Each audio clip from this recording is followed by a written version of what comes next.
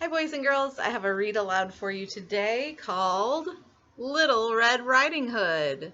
This story has been retold by Bonnie Dobkin and illustrated, that means the pictures were drawn by Subhundo Karmakar. All right, have you heard this story before? Do you know what happens? Once upon a time, there was a little girl who lived with her mother and brother in a small cottage on the edge of the forest. Her favorite piece of clothing was a long red cape with a soft silky hood. She wore it so often that soon everyone was calling her Little Red Riding Hood. One day, Little Red Riding Hood was bored and looking for something to do. "You could sweep the floors," said her mother, who was busy painting the fence. "No," said Little Red Riding Hood, "I don't think that's what I want to do." "You could help clean the yard," said her brother, who was busy chopping wood. "No," said Little Red Riding Hood, "I know that isn't what I want to do." "Then you could visit your grandmother," said her mother. "You're old enough to go by yourself, and you haven't seen her for weeks." "That's exactly what I want to do," said Little Red Riding Hood. "Grandmother lives on the other side of the woods. It will be an adventure." Little Red Riding Hood's mother packed a basket of treats for the girl to take to her grandmother. "Just remember," said her mother, "the woods can be very dangerous. So when you leave, please go straight to Grandma's and don't be late." "She won't listen," said her brother. "Yes, I will," said Little Red Riding Hood. "Of course she will," said her mother. "Oh, and dear, something else before you go. Only talk to those you know." "She won't listen," said her brother. "Yes, I will," said Little Red Riding Hood. "Of course she will," said her mother. "Oh, and one last thing, sweetheart. From the path you shouldn't stray, or you could get lost someday." Do you think she'll listen to her mother? I hope so. "She won't listen," said her brother. "Yes, I will," said Little Red Riding Hood. "Of course she will," said her mother. "Goodbye, dear. Give your grandmother a big hug for me." "Yes, mother," said Little Red Riding Hood. Then she headed out the door, down the path, and into the forest. There was so much to see in the woods: a sleeping owl, a giant mushroom, and an amazing spider web. Then Little Red Riding Hood remembered what her mother had said. "When you leave, please go straight to Grandma's and don't be late." "But," thought Little Red Riding Hood, "Mother would really want me to enjoy the forest." She stopped and she looked around. Just then a dark shape stepped out from behind one of the trees. It was a wolf, and he was smiling a charming smile. "Why, hello, little girl," said the wolf. "Isn't this a lovely day?" Little Red Riding Hood remembered what her mother had said. "Something else before you go. Only talk to those you know."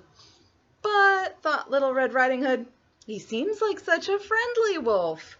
Mother surely wouldn't want me to be rude." Should she talk to that wolf? He's a stranger. "Hello, Mr. Wolf," said Little Red Riding Hood. "Yes, it is a lovely day." "And you seem to be such a delicious, by which I mean delightful, child," said the wolf, and his smile grew even bigger. "What might your name be?" "Everyone calls me Little Red Riding Hood," said the little girl. "A splendid name," said the wolf. "And where might you be headed, Little Red, if I may call you that?" "You may," said Little Red Riding Hood. "I'm bringing my grandmother this basket of treats. She lives just on the other side of the forest." "How kind of you," said the wolf. "In fact, wouldn't your grandmother like a lovely bouquet of wildflowers as well? There are some just over that hill down by the edge of the river." But Red Riding Hood remembered what her mother said. "From the path you shouldn't stray, or you could get lost someday." "But," thought Red Riding Hood, "Mother surely would want me to bring grandmother some flowers." "That's a wonderful idea, Mr. Wolf. I'll pick some right away." And she scampered off into the woods. "Goodbye, Little Red," the wolf called after her. "I'm sure we'll meet again very soon." And then he whispered, "By which I mean for lunch." Oh boy. The moment Red Riding Hood disappeared, the wolf dashed down the path toward grandmother's cottage. He tapped lightly on the door. "Grandmother," he said in his best little girl voice, "it's me, Little Red Riding Hood." "Little Red? Really? How wonderful!" Grandmother flung open the door. "Wait," she said, "you're not Red Riding Hood?" "Sadly, no," said the wolf, "by which I mean goodbye." And he swallowed the grandmother up in one big gulp. "And now," said the wolf, patting his stomach, "I'll wait for dessert." Some time later, Red Riding Hood came out of the woods. She was dirty and rumpled, and there were burrs in her hair. "It was much harder to find the path again than I thought it would be," she said. She was surprised to find grandmother's door wide open. She stepped inside. "Grandmother, are you home?" "Yes, my dear," came a scratchy voice from the bedroom. "But I'm in bed. I'm afraid I have a nasty cold." Red Riding Hood followed the voice into the bedroom. The curtains were closed and it was very dark. Grandmother was wearing a floppy nightcap and the blankets were pulled up past her nose. Red Riding Hood moved toward the bed. Grandmother's eyes looked very odd. "Why, Grandmother," she said, "what big eyes you have." "The better to see you with, my dear. Come closer so I can give you a hug." Red Riding Hood took another step and saw two odd triangles poking up under the nightcap. "And Grandmother, what big ears you have." "The better to hear you with, my dear. Can you come a bit closer still?" Just then the blanket slipped from the grandmother's face, revealing two rows of very sharp teeth. "But Grandmother," said Red Riding Hood, "what big teeth you have."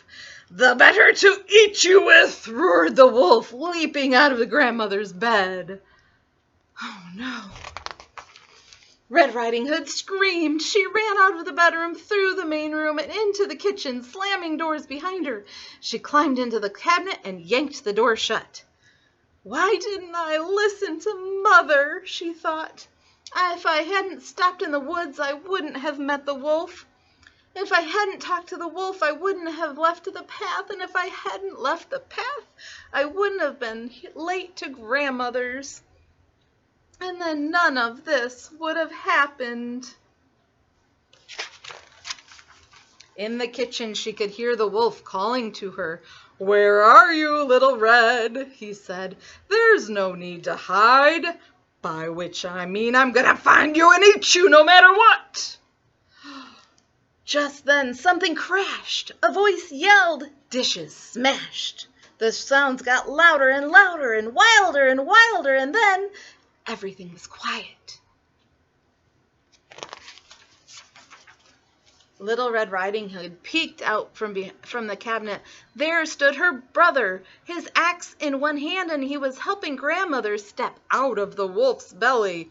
"Thank you, dear," said Grandmother. "It was very dark in there." The brother looked at Little Red Riding Hood. "I knew you wouldn't listen," he said. Little Red Riding Hood scrambled out of the cabinet and gave her brother a big, big hug. "You were right," she said, "but I will from now on."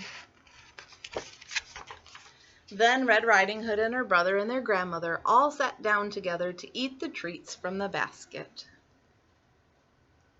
The end.